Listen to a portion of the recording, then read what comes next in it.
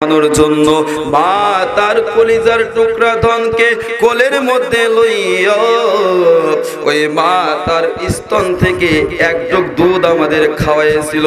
ও মুসলমান শুনে যাও, তুমি যদি কিয়ামত পর্যন্ত তোমার গায়ের চামড়া কেটে যদি ওই মাকে যদি জুতা বানিয়ে দাও, ওই মাকে যদি স্যান্ডেল তৈরি করে দাও, ওই এক ঢোক দুধের ঋণ তুমি কোনদিন শোধ করতে পারবে না। কথা বলেন ঠিক কিনা?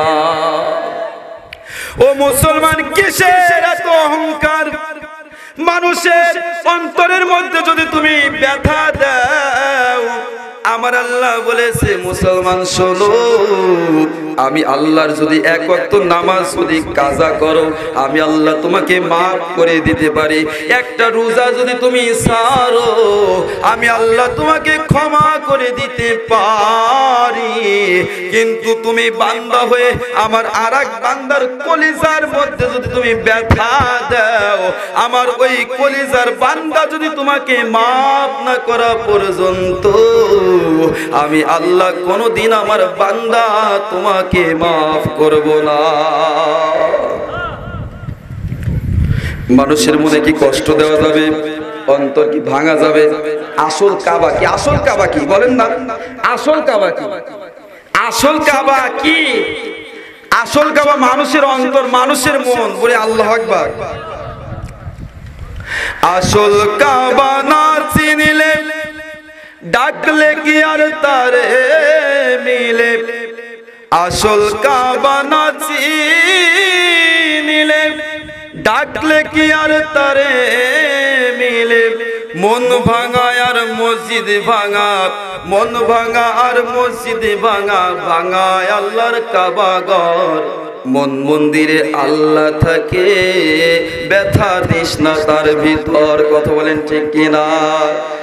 ও মুসলমান, এই মন্দির বলতে যেহেতু এই ওয়াজটা ইউটিউবে যাবে, এই ওয়াজটা সারা বাংলার মানুষ দেখবে।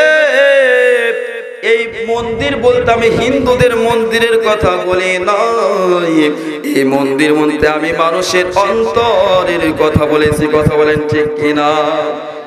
মন ভাঙা না মসজিদ ভাঙা, ভাঙায় আল্লাহর কাবা ঘর। মন মন্দিরে আল্লাহ থাকে, ব্যথা দিস না তার ভিতর। মন ভাঙা না মসজিদে ভাঙা, ভাঙায় আল্লাহর কাবা ঘর। মন মন্দিরে আল্লাহ থাকে, ব্যথা দিস না তার ভিতর। জোরে জোরে পড়ি একবার আল্লাহু আকবার। খুশি রাখতে মানুষের মন সাজাইলেন সাই বিশ্ব ভুবন।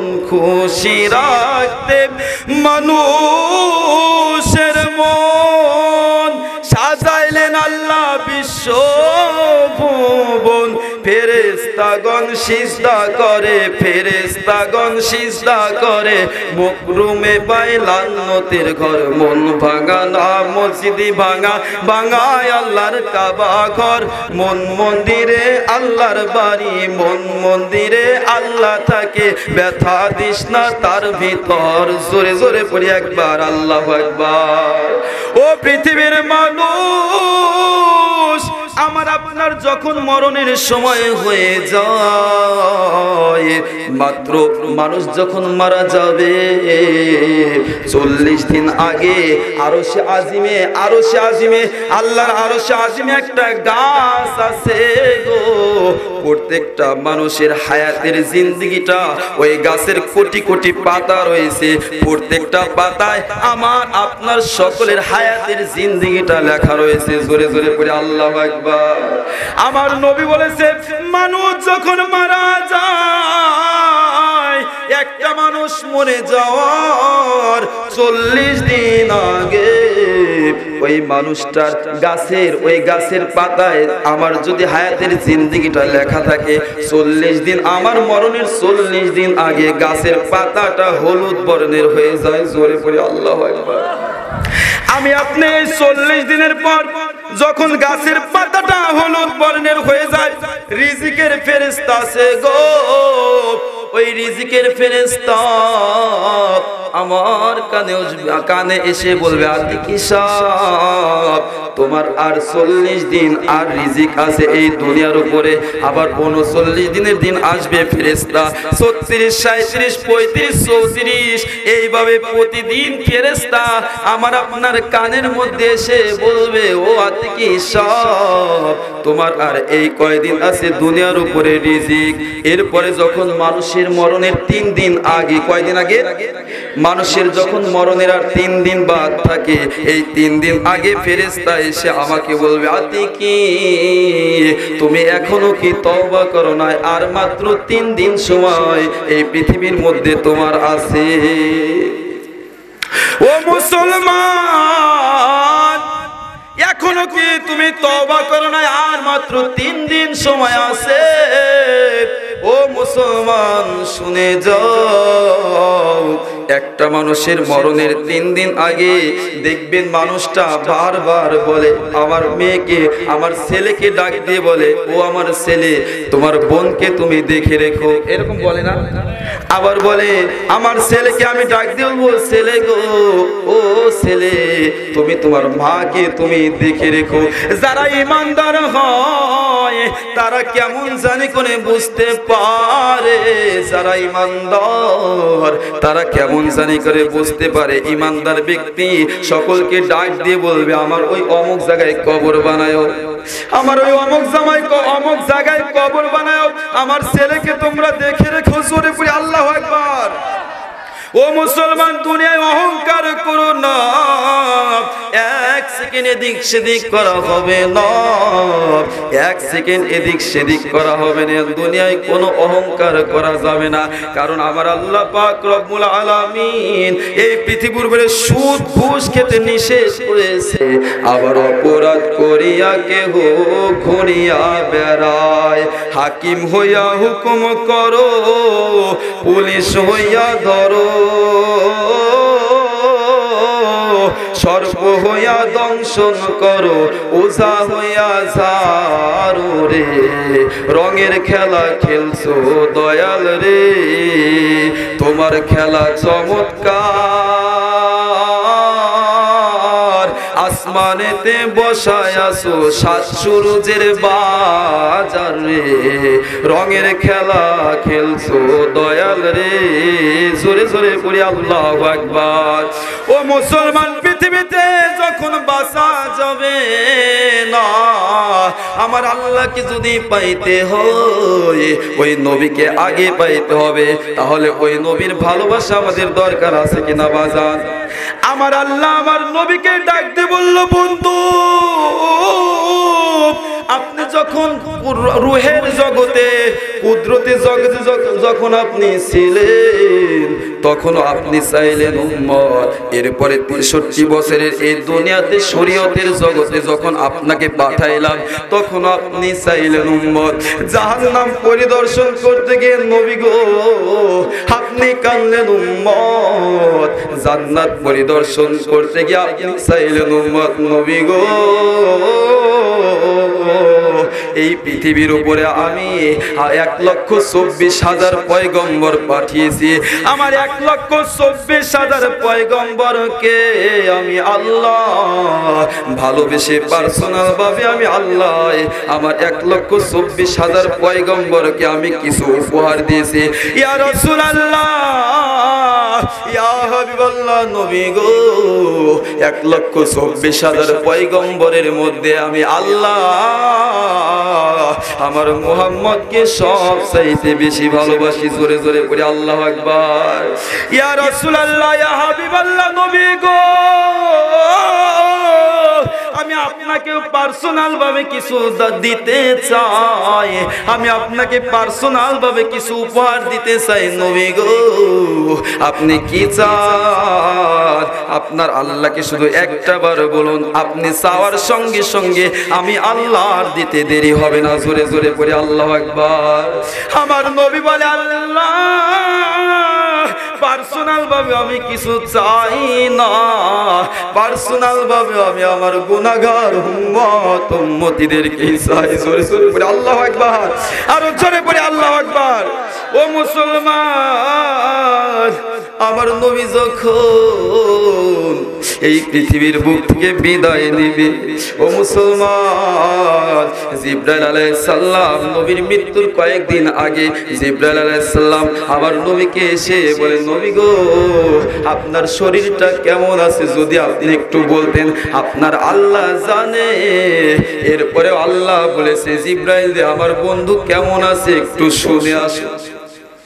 আমার নবী বলে, জিবরাইল রে, আমি অসুস্থ আছি, আমার শরীরটা বেশি ভালো নাই।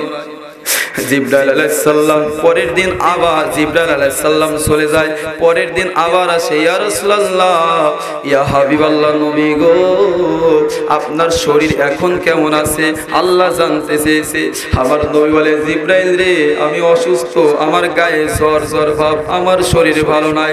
জিবরাইল আলাইহিস সালাম চলে যায়। জিবরাইল আলাইহিস সালাম পরদিন আবার এসেছে, ইয়া রাসূলুল্লাহ, ইয়া হাবিবাল্লাহ, নবী গো, তৃতীয় দিনে জিবরাইল আলাইহিস সালাম আর একা আসেন নাই। জিবরাইল আলাইহিস সালামের সঙ্গে এসেছে মালাকুল মাউত আজরাইল আলাইহিস সালাম। জোরে পড়ে আল্লাহু আকবার। দরজার সামনে থেকে সালাম দিচ্ছে, আসসালাতু ওয়াসসালামু আলাইকা ইয়া রাসূলুল্লাহ, আসসালাতু ওয়াসসালামু আলাইকা ইয়া হাবিবাল্লাহ, নবীজি, আপনি যদি অনুমতি দেন আপনার ঘরে কি প্রবেশ করতে পারি? এ পৃথিবীর মুসলমান, পৃথিবীর এমন একটা মানুষ নয় তার রূহ নিতে আজরাইল জিবরাইল অনুমতি চাইবে, কিন্তু এই সুপ্রিম পাওয়ার কেবলমাত্র আমার নবীর বেলায় আছে। জোরে জোরে করে আল্লাহু আকবার। আমার নবী বলল, জিবরাইল রে, আমার ঘরে তোমরা আসো। জিবরাইল আজরাইল আলাইহিস সালাম আমার নবীর ঘরের মধ্যে তাশরীফ নিয়ে যায়। এরপরে আমার জিবরাইল আলাইহিস সালাম আজরাইল আলাইহিস সালাম আল্লাহর বন্ধুকে সালাম দিচ্ছে, আসসালাতু ওয়াসসালামু আলাইকা ইয়া রাসূলুল্লাহ, আসসালাতু ওয়াসসালামু আলাইকা ইয়া হাবিবাল্লাহ, ইয়া রাসূলুল্লাহ, আমাদের সালাম গ্রহণ করুন। ইয়াকরাউ ইন্নাল্লাহা ইয়াকরাউকা সালাম। এরপর আপনার আল্লাহ সালাম দিয়েছে, আপনার আল্লাহর সালামটা আপনি গ্রহণ করুন। জোরে পড়ে আল্লাহু আকবার। আমার নবীকে আজরাইল আলাইহিস সালাম বলে, ইয়া রাসূলুল্লাহ, ইয়া হাবিবাল্লাহ, নবী গো, আপনার রূহটা নেওয়ার জন্য এসেছি।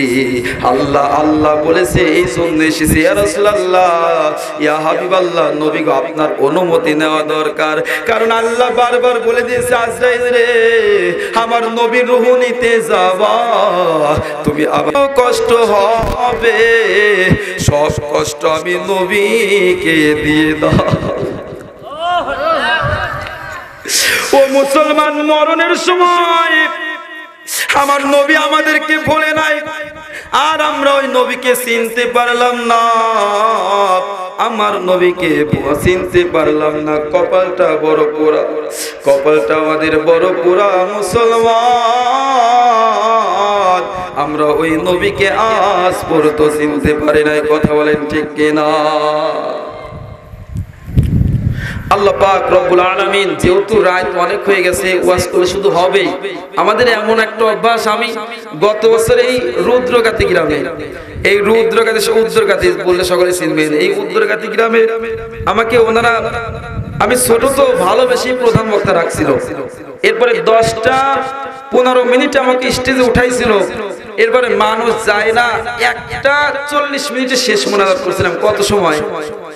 অনেক সময়। তাহলে ওয়াজ করতে গেলে ওটা যদি গলা ভালো থাকতো তাহলে ইনশাআল্লাহ আরো ভালো লাগতো, কিন্তু আল্লাহ পাক রব্বুল আলামিন যেন আমার আপনাকে, আল্লাহ পাক রব্বুল আলামিন যেন আমার আপনাকে এই কোরআনুল কারীমের এই কথাগুলো, শুধু আমি এতটুকু অনুরোধ করছি, বারবার তওবা করেন।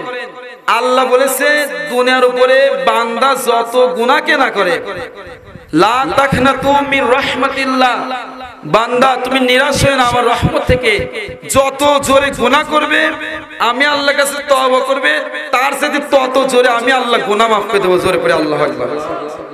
আমি একটা কথা বলতে চাচ্ছি না, তারপরে মুখে এসে যাচ্ছে। গত বছর 8টা মাহফিল আমি করতে পারিনি এই গলার জন্য, আর এই আমার যে কণ্ঠের যে সমস্যা, দেখেন আমি জুমার নামাজ পড়াই, অনেকেই এখানে আমার ওই মহল্লার লোক আছে, আমার গলা কিরকম ছিল, সারা বছর কোনো খবর থাকে না, গলার ভালো থাকে, কিন্তু এই যখনই মাহফিলের ডেট পাই আর যখন ওয়াজ করতে যাব ওই সময়, আজকে সকালেও ভালো, মানে প্রত্যেক দিনই ভালো, আজকে সকাল 10টা পর্যন্ত ভালো, 10টার সময় হঠাৎ করে একেবারে কিন্তু ভালো গলা, 10টার সময় হঠাৎ করে গলা কেমন যেন ব্যথা হয়ে গলা থেকে রক্ত বের হয়েছে একটু। তাহলে আল্লাহ জানে কি হয়েছে না হয়েছে, আল্লাহ ভালো জানে। তো একটু দোয়া করবেন ইনশাআল্লাহ, আল্লাহ যেন যে কোনো উপায়ে, আল্লাহ তো সারাবে নাকি, আল্লাহ পাক রব্বুল আলামিন যেন যে কোনো উপায়ে আমার এই গলার এই অবস্থাটা, এই সমস্যাটা যেন আল্লাহ ভালো করে দেন, সকলে বলে আমিন। আমি যদি, যেহেতু গলার সমস্যা, আমি যদি 10টা মিনিট সময় আলোচনা করে, আপনারা এই ভাঙা ভাঙা গলা শুনবেন তো মাত্র 10 মিনিট।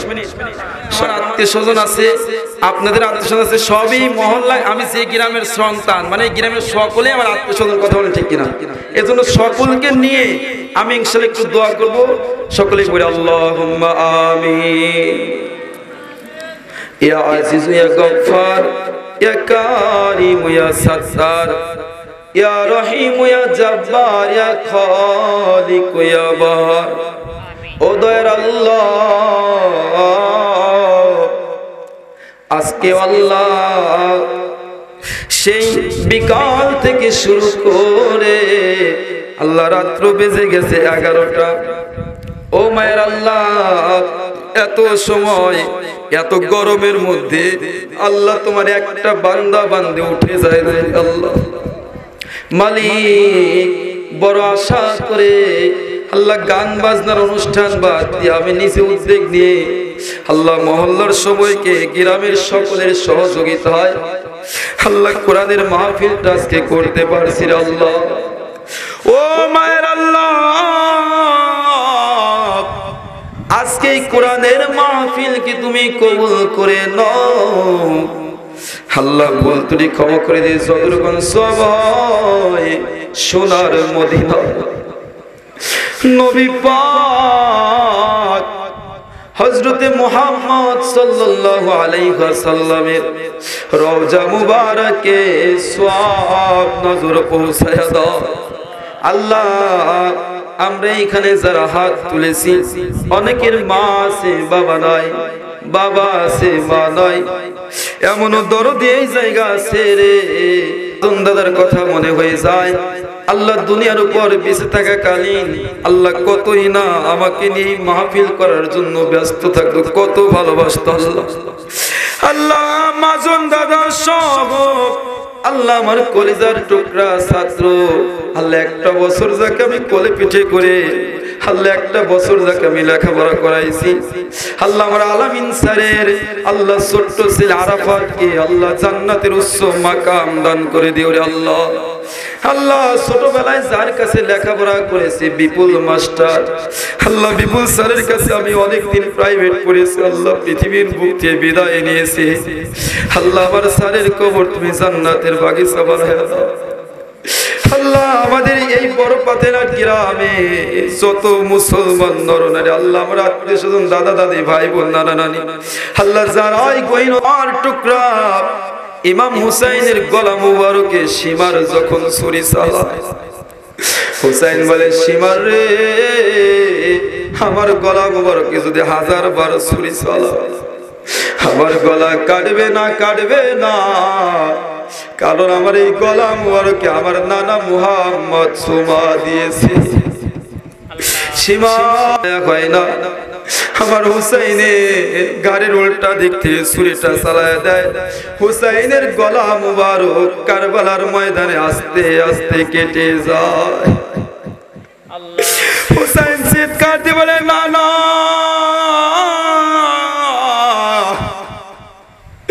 ও না না, তুমি আয়সা দেখা যাও, তোমার কাছে শেষ ফরিয়াদ শেষ আর জিরে আল্লাহ।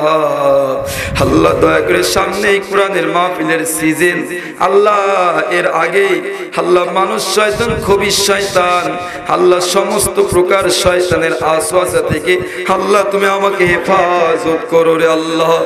তোমার কাছে শেষ পড়ে আছে সারজি, যেদিন এই পৃথিবীর বুক থেকে বিদায় নিব পবিত্র মাহে রমজান মাসে রোজাদার অবস্থায়, পবিত্র জুমার দিন ইমানদার অবস্থায় মৃত্যু দিও, আর না হয় লাইলাতুল কদরের রাতে সিজদারত অবস্থায় মৃত্যু দিও রে আল্লাহ।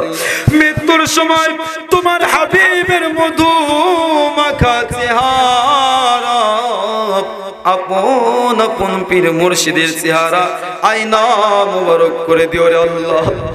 আর ওই কঠিন মহা মুসিবতের সময় তোমার নবীজির মধু মাখা কালেমা, কালেমা তৈয়বা আমাদের সকলের জবানে জারি করে দিও আল্লাহ। ইলাহা ইল্লাল্লাহু মুহাম্মাদুর রাসূলুল্লাহ। সকলেই বলি সাল্লাল্লাহু আলাইহি ওয়াসাল্লাম। আসসালামু আলাইকুম ওয়া রাহমাতুল্লাহি ওয়া বারাকাতুহু।